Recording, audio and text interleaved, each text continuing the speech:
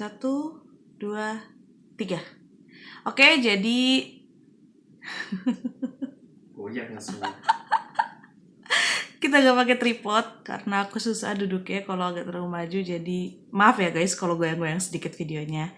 So welcome back.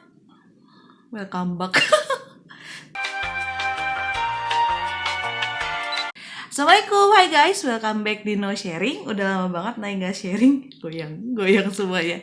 Udah lama banget Nay gak sharing sama kalian. Hari ini Nay akan sharing mengenai, sesuai judulnya, kehamilan di trimester 2. Jadi karena sebelumnya Nay sudah share mengenai kehamilan di trimester 1, sekarang Nay bakal sharing pengalaman pribadi Nay mengenai kehamilan di trimester 2 ini. Kalau kalian mau lihat video kehamilan trimester 1-nya, kalian bisa klik link di description atau nanti akan Nay cantumin di sini ya. Jadi kalian tinggal klik aja.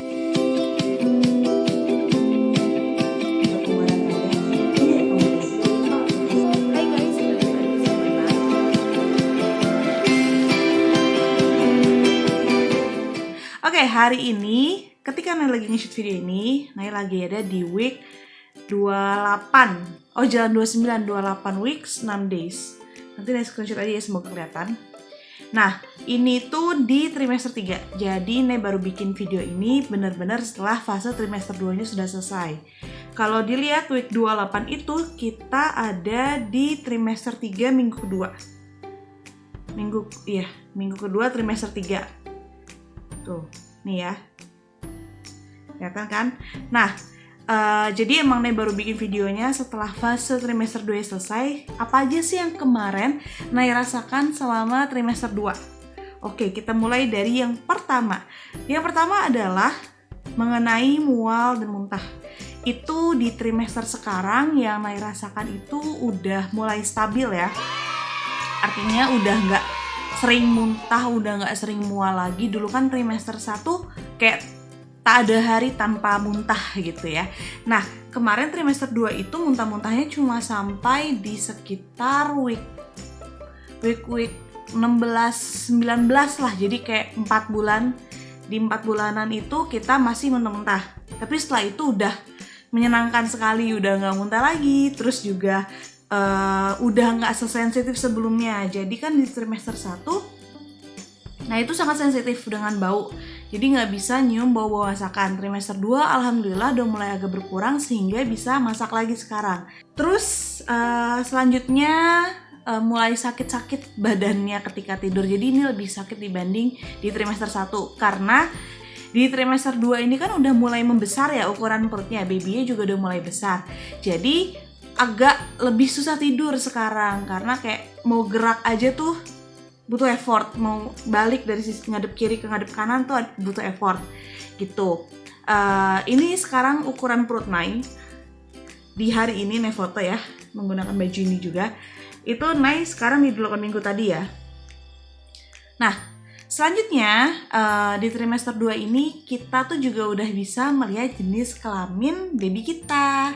Nah tapi kalau kata orang-orang dulu sih, kata orang tuaku, kata bunda tuh bilang kalau baby itu ketika masih di bawah 6 bulanan ada kemungkinan berubah. Berubah itu kenapa? Jadi biasanya kalau di bawah 6 bulan katanya kalau si baby ini cowok, hasil USG-nya itu ya udah keluarnya cowok.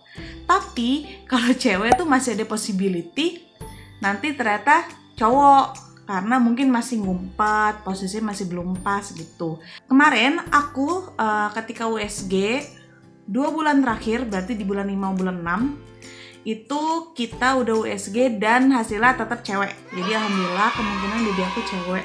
Nanti aku akan tampilin foto USG-nya ya kalau bisa. Bukunya jauh soalnya gitu. Nah, tapi aku masih belum yakin 100% gitu. Karena kan belum keluar ya gitu. Jadi kemungkinan 2 minggu lagi ketika aku check up itu kan udah di 7 bulan, seharusnya udah fix lah ya, udah nggak ngumpet-ngumpet gitu. Jadi kan takutnya masih ngumpet nih kuota atau cowok gitu. Nah selanjutnya ketika kita udah tahu jenis kelaminnya, sebenarnya berat baby itu juga bisa diukur. Sebenarnya dari dulu sih kalau aku lihat di hasil USG ku ada kayak perkiraan berat baby. Nah ketika di trimester 2 ini karena kepalanya sudah mulai terbentuk, terus kayak tulangnya udah kelihatan, perutnya, jantungnya juga udah mulai didengar. Itu kan di trimester 1 juga udah kedengeran, tapi sekarang tuh lebih jelas gitu bunyi jantungnya, terus udah mulai kelihatan organ-organ dalamnya semuanya di hasil USG itu. Nah kemarin itu sempat aku babynya tuh kata dokter keberatan. Jadi bukan akunya yang berat tapi babynya. Nah ini emang sebenarnya agak lebih bahaya dibandingkan ibunya yang lebih berat. Karena kalau babynya agak berat takutnya nanti babynya kegedean, terus nanti susah lahirnya gitu. Tapi kalau kemarin caseku itu adalah berat babynya seminggu lebih cepat daripada seharusnya. Jadi ketika aku USG, misalnya aku week 20, berat babynya sekian.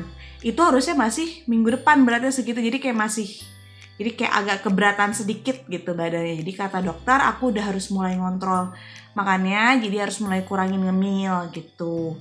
Kurangin makan yang manis-manis, jadi diganti dengan buah. Kalau saran aku, kalian di trimester 2 ini juga udah mulai tanya-tanya gitu ke dokternya, dok baby saya kekurangan atau gimana, apa air ketubannya. Biasanya kalau kalian USG itu dokternya tuh udah ngasih tahu, oh iya ini air ketubannya normal ya, cukup banyak gitu. Terus misalnya air ketubannya kelihatannya kurang gitu, itu segala macamnya udah kelihatan di USG. Jadi kalian bisa ngobrol sama dokter obgyn kalian. Terus di USG itu juga pasti udah kelihatan kan posisi plasenta di mana. Nanti itu dokter juga udah bilang, oke nih posisi plasentanya udah aman gitu, nggak menutup jalur lahir. Itu udah kelihatan juga ketika di USG trimester 2 ini. Biasanya kalau emang ternyata USG kita menunjukkan plasenta menutupi jalan lahir tuh nanti dokter akan ngasih tahu treatment apa yang harus kita lakukan supaya itu plasenta mungkin gerak gitu kali ya. Nah selanjutnya udah sering baby kick. Udah sering kerasa baby kick. Jadi tendangan-tendangan bayi itu udah jauh lebih kerasa sekarang, jauh lebih nyata dibanding pas trimester 1. Nah, jadi di trimester 2 itu si suami itu juga bisa ngerasain kick babynya. Jadi kayak kita juga udah mulai ngeh nih kapan waktunya si baby aktif, kapan dia mulai nge-kick, nendang-nendang gitu. Kadang tuh tendangnya kayak tek-tek gitu doang. Kadang tuh dia kayak gimana ya jelasinnya, tangannya tuh kayak entah tangan, entah kaki, entah kepala, dia tuh kayak jalan gitu di kulit. Jadi kayak amazing banget deh rasanya. Dan itu setiap lagi nge-kick itu aku pasti manggil suami aku kan, kayak aku panggil Mas Oi, Mas kakak lagi nendang gitu. Terus nanti dia pegang, terus dia juga senang. Pakai menyenangkan banget dari trimester 2 ini gitu. Terus juga kalian pasti akan sadar mengenai jam aktif babynya. Kalau babyku biasanya dia aktifnya tuh di azan. Kita lanjut setelah azan. Nah tadi kita lagi ngomongin soal baby kick, yang aku bilang kita tuh bisa mulai tahu jam aktif baby kita. Kalau babyku itu dia mulai aktif, masih goyang-goyang. Oke, kalau babyku itu dia mulai aktif di pagi-pagi sekitar jam 6 sampai jam 7. Jadi dia kayak suka ribut gitu pagi-pagi, atau malam di jam 9 sampai jam 10-an. Jadi biasanya kayak sebelum kita tidur sambil diolesin oil, itu dia ada nendang-nendang lah gitu. Dan seringnya itu ketika aku lagi makan atau lagi ngemil. Jadi dia pas aku lagi makan dia kayak ikut senang gitu, saya nendang-nendang gitu. Gitulah.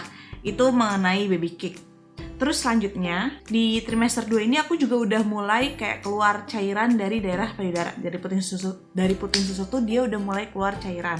Kalau kemarin aku konsul ke dokter, dia bilang emang possible itu udah keluar tapi itu bukan ASI gitu katanya. Jadi kata dia ya sudah dilap aja pakai tisu atau pakai breastpad gitu. Jadi kalau aku udah mulai beli breastpad dari trimester 2 ini. Terus juga kalau dari dokter aku dia menyarankan untuk mulai membersihkan ya, sering-sering kayak dilap air hangat gitu loh, terus kayak dikasih oil gitu-gitu. Oh ya, kalian juga trimester 2 ini bahkan kalau bisa dari trimester 1 ya, kalian juga udah harus sering pakai minyak-minyakan di bagian yang akan melebar. Jadi maksudnya kayak perut kan otomatis akan ketarik kulitnya. Jadi untuk menghindari stretch mark atau mengurangi tidak sebanyak itu, lebih baik kalian udah mulai pakai minyak-minyakan. Kalau minyak itu macam-macam sih sebenarnya, terserah kalian aja. Banyak yang merekomendasikan tuh bio oil. Tapi kalau aku sendiri aku pakai minyak zaitun gitu. Terus itu sih mengenai apa yang aku rasakan di trimester 2. Selanjutnya mungkin aku akan ada sedikit saran-saran aja mengenai apa yang harus kalian lakukan gitu lah ya. Ini sebenarnya common sih, pasti kalian juga sering dengar, dan aku juga sering mendengar ini dari orang lain soalnya gitu. Jadi kayak trimester 2 ini kalian udah harus mulai sering-sering jalan kaki gitu ya. Jalan pagi kan bagus ya udaranya, biar ototnya nggak kaku aja. Terus yoga hamil, aku juga udah mulai sering yoga hamil karena udah nggak kayak trimester 1 yang sering muntah-muntah. Trimester 2 pokoknya setelah mulai stabil dan nggak mau lagi tuh aku mulai ikut yoga hamil. Aku nyari aja sih di YouTube video-videonya. Nah terus ini salah satu bukan hack sih, ini salah satu yang sering banget aku lupa. Jadi kalian tuh harus mencatat apapun yang mau kalian tanya ke dokter. Karena kalau aku kan kemarin ke dokter itu kontrolnya sebulan sekali. Jadi kadang tuh pas udah nyampe di tempat kontrol, di hari kontrol, suka lupa mau nanya apa gitu. Walaupun sebenarnya udah terjawab, kita nge-search di Google atau nanya-nanya ke orang tua gitu. Cuma gak ada salah kan juga tanya ke dokter kalian gitu. Nah terus aku sih juga udah mulai follow akun-akun yang berhubungan dengan ibu hamil. Either itu akun yoga, prenatal yoga, akun bidan dan lain sebagainya. Nanti di sini aku akan rekomen beberapa akun yang udah aku follow dan membantu aku selama kehamilan ini gitu. Nah terus juga kalian bisa sering-sering tanya-tanya lah ya ke orang yang lebih ahli ya, bukan lebih ahlinya, maksudnya yang udah pengalaman. Jadi kalian sharing ke sesama temen bumil gitu. Nah atau ke teman kalian yang sudah melahirkan atau baru-baru ini melahirkan, keluarga kalian. Karena kadang orang tua kita mungkin dia udah nggak begitu relate dengan yang ada sekarang gitu. Walaupun sebenarnya melahirkan kan dari dulu sampai sekarang sama aja. Cuma mungkin kan sekarang udah banyak kayak kelas apa gitu-gitu. Mungkin orang tua kita udah nggak begitu relate gitu. Jadi kayak saran aku, kalian juga coba sharing-sharing atau jangan malu lah buat nanya-nanya ke teman kalian atau keluarga kalian yang baru-baru melahirkan. Banyak juga, jadi ketika kalian hamil kan kalian secara otomatis akan search sesuatu di Google dan pasti deh iklan-iklan yang relate dengan kehamilan tuh akan muncul. Jadi kayak suka muncul banyak iklan tuh mengenai kelas-kelas hamil gitu. Nah mungkin karena sekarang lagi pandemi gini, banyaknya tuh kelas-kelas kehamilan itu online. Jadi kalian boleh juga kalau mau ikut kelas itu silahkan. Jadi perbanyak pengetahuan, jadi kan lebih baik kalian tahu daripada enggak gitu. Itu sih saran dari aku. Oh ya terakhir, jadi di trimester 2 ini aku tuh sempat terbang ke Surabaya. Aku pulang ke rumah mertua dengan tujuan mau ketemu mertua dan juga nenek aku gitu. Nah jadi mungkin sedikit masukan aja, kalau teman-teman mau terbang di trimester 2 itu sebenarnya masih diperbolehkan. Jadi dari peraturan maskapai itu maksimal terbang tuh di 32 minggu. Tapi kalau saran aku, kalian tuh harus terbang setelah dokter kalian mengizinkan gitu. Jadi kalau emang kalian kehamilannya agak rentan, agak riskan, ya mending gak usah kemana-mana dulu gitu. Jadi mending kalian bed rest aja. Nah aku kemarin aku terbang atas izin dokterku dan dikasih surat izin terbang. Tapi ternyata di maskapai itu surat izin terbang itu diperlukan kalau kalian udah 7 bulan. Udah 7 bulan berarti kan kayak 27-28 week ya. Iya harusnya. Udah 7-28 week itu kalian perlu surat izin terbang. Kalau di bawah itu kalian nggak perlu surat izin terbang, tapi kalian harus kayak tanda tangan surat pernyataan dari maskapai gitu. Jadi ini sharing aja kalau emang kalian ada planning untuk ke luar kota dengan pesawat. Nah karena sekarang lagi pandemik gini, maksudnya belum clear lah ya pandeminya, itu kemarin aku disarankan sama dokterku untuk pakai masker yang aku lupa namanya, pokoknya N95 itu yang tebel pol, jadi kayak napasnya susah, tapi disarannya kayak gitu, dan selalu pakai hand sanitizer. Dokterku itu bilang penyebarannya lebih gampang gitu kalau kita naik pesawat, karena kayak kita pegang, takutnya kita pegang sesuatu terus kita ngucek mata nggak sengaja, megang hidung gitu. Jadi kayak dokterku bilang mending bawa hand sanitizer terus, karena kita kalau cuci tangan tuh nggak sebersih itu juga gitu. Jadi itu aja sih sedikit sharing aku mengenai kehamilan di trimester 2. Mungkin teman-teman lain ada yang belum aku share di trimester 2 ini, bisa banget kalian komen di bawah.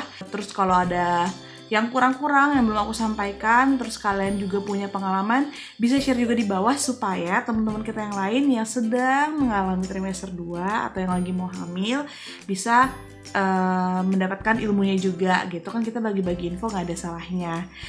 Semoga video aku bermanfaat. Nextnya aku akan sharing mengenai barang wajib yang harus kalian punya ketika kalian hamil dan barang yang gak harus kalian punya banget gitu. Jadi stay tune terus, jangan lupa kalian like video ini dan share ke teman-teman kalian supaya infonya menyebar. Siapa tahu mereka juga butuh video ini. Komen juga di bawah kalian mau aku bikin video apa lagi, atau kalau kalian udah komentar-komentar tentang aku, silahkan komen di bawah dan juga di subscribe channel kita ya supaya kalian tahu ketika aku upload video berikutnya. Kalau kalian melihat video lain di playlist No Sharing ada di sini, kita juga ada playlist Cook with Nay ada di sini, dan juga kalau kalian mau subscribe channel kita ada di tengah ya biasanya. Oke, see you guys next week. Dadah.